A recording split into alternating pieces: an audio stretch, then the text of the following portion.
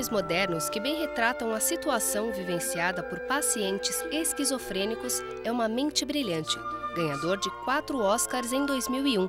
A película conta a biografia de John Nash, ganhador do Prêmio Nobel de Matemática em 1994, e sofria de esquizofrenia.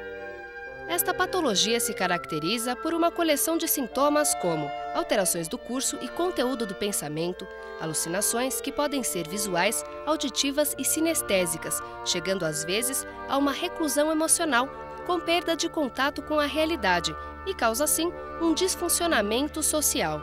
A sua prevalência atinge 1% da população mundial. O pesadelo final da esquizofrenia não é não saber o que é verdadeiro. Imagine que, de repente, se desse conta que as pessoas, os lugares, os momentos mais importantes para você não tivessem sumido ou morrido. Mas pior, nunca tivessem existido. O inferno deve ser assim.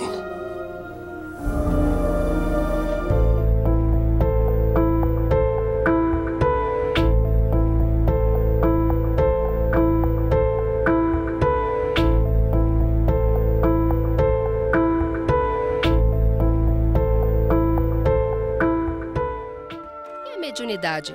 Seria um tipo de esquizofrenia? Seriam os médicos esquizofrênicos ou os esquizofrênicos médiuns? Professor Nash? Consegue vê-lo? Eu consigo. Tem certeza? Aham. Ele está mesmo no seu campo visual? Tá bom, aceito. Desculpe. É que eu desconfio um pouco de estranhos. Até semana que vem. Até semana que vem. Agora que eu sei que você é real, quem é você e do que se trata? O componente espiritual aliado à psiquiatria nos traz, além de esperança, explicações sólidas e convincentes.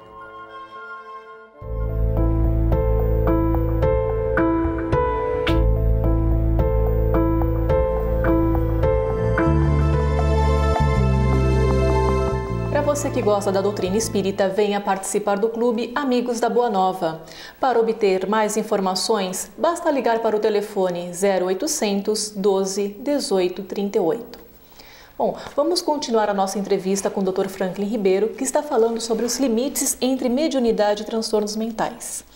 Bom, no outro bloco, Dr. Franklin, nós falamos sobre a religião como promotor de saúde e também dos avanços da medicina espiritual, o quanto isso é bom, tanto para o paciente, até como para a equipe médica, do saber como lidar. E o que fazer quando esse psiquiatra ele não é espírita? Como que fica essa abordagem? Essa abordagem fica inexistente, mas o que você poderia fazer para ter um diferencial? Aí torna-se difícil, né? A ideia para você ter uma visão mais abrangente, no congresso do ano passado de psiquiatria, Congresso Brasileiro de Psiquiatria, realizado em Curitiba, nós tivemos uma mesa no Congresso de Psiquiatria, onde a indústria farmacêutica domina, nós tivemos uma mesa sobre psiquiatria, religião e espiritualidade. Nós tínhamos mais de 600 pessoas, 600 psiquiatras ouvindo isso. Quer dizer, o movimento já está começando. Agora, para aquele psiquiatra que ainda não conhece ou não tem, vamos dizer assim, uma empatia com a questão religiosa do paciente, porque muitos psiquiatras não são religiosos. Então é um viés na observação. Ele acredita que o paciente sendo religioso, aquilo não é normal, porque ele acha que a ciência que é a dona da verdade. Ele reduz tudo à ciência. Mas agora ele está sendo sensibilizado, o psiquiatra. Os psiquiatras não espíritas, não religiosos, a valorizar mais os aspectos religiosos dos pacientes. Porque as pesquisas estão indicando uma atenção maior nesse sentido, principalmente no diagnóstico diferencial entre os transtornos mentais e espirituais. Saber o que é algo que existe generalizadamente em todas as comunidades, em todos os tempos, daquilo que é uma alteração bioquímica no sistema nervoso ou das duas coisas acontecendo simultaneamente. Certo. O senhor trabalha no Hospital João Evangelista, né? Eu sou conselheiro desse hospital, estou vinculado a esse Hospital João Evangelista há 25 anos. Ele é um hospital psiquiátrico espírita. Isso, ele foi criado na década de 50 porque uma filha de um coronel da Polícia Militar tinha um quadro esquizofrênico, tratou com diversos psiquiatras, não resolveu o problema e o médium acabou, vamos dizer assim, curando a filha desse coronel. Ele ficou tão grato que cedeu um terreno e gostaria que ali se construísse um hospital que cuidasse das questões espirituais também, além das questões psiquiátricas. Hoje o Hospital João Evangelista, em São Paulo, é um hospital de ponta nesse sentido. Primeiro, nós estamos nos preocupando em dar um ótimo serviço de psiquiatria, fazer diagnósticos precisos, tratamentos adequados, e também nós temos e vamos inaugurar um centro de pesquisa do hospital brevemente, que será na Alameda Franca, né? Certo. Nós temos até alguns pilotos onde nós reunimos médiuns e psiquiatras e falamos numa reunião espírita da possibilidade de algum mentor dar algumas informações sobre determinados pacientes que acabam de ser internados nesse hospital. Quer dizer, são projetos pilotos que estão se iniciando e bastante promissores para a gente poder integrar ao tratamento psiquiátrico consistente a visão espírita também. Então, a terapêutica espírita ela é aplicada junto aos pacientes e também aos familiares?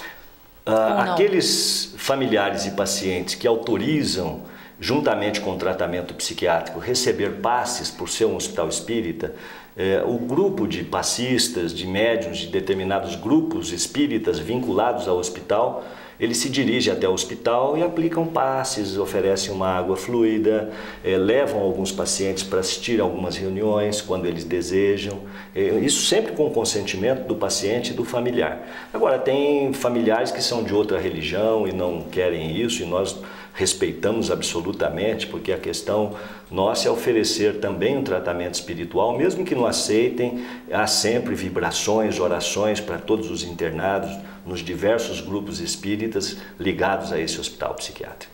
De acordo com as pesquisas, estudos que vocês já fizeram, existe alguma patologia que seria mais suscetível a um obsessor? Olha, é difícil porque o obsessor, como ele já passou pela Terra muitas vezes, ele apenas quer se vingar de uma certa forma, nós poderíamos dizer que ele já deve ter apresentado, como a maioria de nós, problemas de ordem afetiva, depressão, transtorno bipolar, problemas de psicoses graves como esquizofrenia, problemas de álcool e drogas, problemas de ansiedade, de medos, de fobias, e dependendo da vibração do obsessor, é óbvio que o obsediado também acaba sentindo essas impressões no seu corpo físico e mental. Então a personalidade do paciente tem uma grande influência também na captação desses obsessores? Sim, eu diria que a personalidade e o estado moral desse paciente, que normalmente quando o indivíduo está adoecido mentalmente, ocorre uma desintegração muito grande de várias estruturas da sua personalidade, a família também se vulnerabiliza mais, e ele fica muito mais vulnerável também a receber o impacto dos obsessores. E nesse caso, então, a medicação não adiantaria? Nesse caso, a medicação adiantaria sim, porque se nós pegarmos um indivíduo obsediado, ao contrário do que se pensava antigamente, falar, olha, você está dopando o paciente, ele está obsediado, isso não vai resolver. Porque a medicação não tem nenhuma ação atuação sobre o obsessor, mas é como se nós pudéssemos, com a medicação, evitar que o obsessor coloque ali os seus tentáculos sobre a captação dos receptores cerebrais do paciente. Nós poderíamos, por exemplo, se o paciente está apresentando um quadro psicótico, como nós não sabemos se aquilo é fruto de uma obsessão ou de um transtorno químico, ou se as duas coisas estão acontecendo simultaneamente, o que nós fazemos? Nós medicamos e oferecemos tratamento espiritual. Se o paciente é católico, ele vai para a igreja católica, se ele é evangélico, ele vai para a igreja evangélica, é budista, ele é encaminhado para a sua religião de origem. E nós, inclusive, aceitamos a presença dos líderes religiosos durante o tratamento desses pacientes. Mas nunca deixamos de dar medicamentos, porque hoje a psicofarmacologia avançou muito. Tem dado resultados muito positivos no tratamento das doenças mentais. Tá certo. A indústria farmacêutica não deve gostar muito de toda essa... Aliás, a indústria farmacêutica não patrocina, a FAPESP não tem colaborado muito para que nós enviemos nossos pesquisadores para o exterior, a fim de pesquisar essas questões espirituais. Isso é feito por instituições privadas. Tá certo, Dr. Franklin. Muito obrigada pela sua entrevista, foi muito enriquecedora para todos nós aqui do Ciência e Espiritualidade. Esperamos contá-lo numa próxima oportunidade. Eu que agradeço. Muito obrigado. mediunidade, esse assunto tão antigo quanto a própria humanidade e que já teve aspectos dos mais diversos, considerados divindades porque falavam com os espíritos e às vezes considerados demônios pelo mesmo motivo. Hoje já sabemos que a mediunidade é um aspecto intrínseco da fisiologia humana. Já sabemos que é uma capacidade inerente ao ser humano e ao funcionamento do seu sistema nervoso central.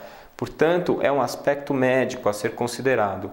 Obviamente, dentro de uma visão holística, integralista da medicina que vê o ser humano como corpo e alma. Eu gostaria de compartilhar com vocês de uma pequena experiência que eu tive no consultório. Uma paciente que foi me procurar por indicação de uma amiga, de uma vizinha. Essa paciente, assim como toda a sua família, professavam a religião da Testemunha de Jeová. E o problema dessa paciente é que desde criança, desde menina, ela tinha uma mediunidade, uma clarividência ostensiva.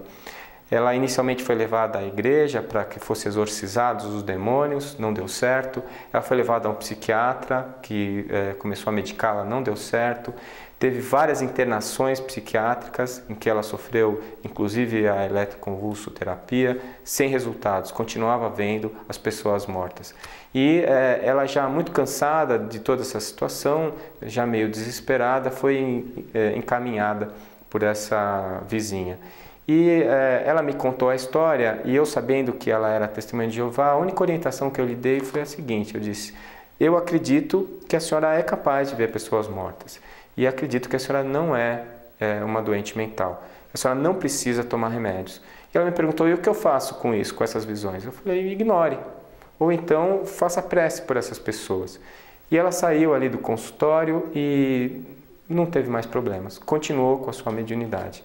Então, não é necessário que sejamos espíritas, não é necessário que sejamos católicos ou que sejamos evangélicos, é necessário que nós entendamos que a mediunidade é um aspecto físico e que precisa ser atendido dessa maneira, para benefício de todos os médiuns. Eu espero que tenham gostado desse nosso programa e espero também revê-los em nosso próximo Ciência e Espiritualidade. Até lá! Esperamos que você de casa também tenha gostado do nosso programa. Até a próxima vez!